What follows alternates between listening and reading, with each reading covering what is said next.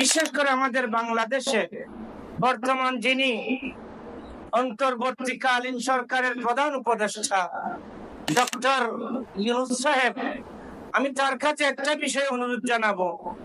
আপনি আন্তর্জাতিক মানের মানুষ, আপনাকে চিনে না এমন কোন রাষ্ট্র নেই, এমন কোন দেশ নেই আপনার কথা বিশ্বে, বিশেষ করে জাতিসংঘ পর্যন্ত আপনার কথা শুনতে বাধ্য।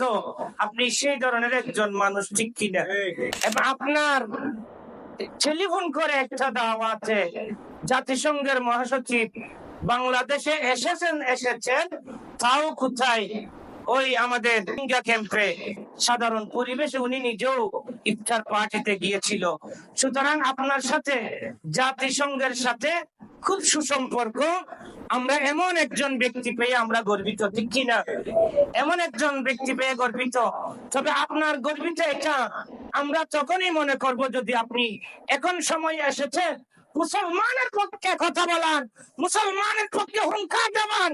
আপনি যেমনি ভাবে জাতিসংঘের মহাসচিবকে বাংলাদেশে আমন্ত্রণ করে এনেছেন, এখন আপনার একটা আল্লাহর পক্ষ থেকে দায়িত্ব এসে গিয়েছে ফিলিস্তিনের মুসলমানের পক্ষে কথা বলা, ঠিক কিনা ভাইরা আমার?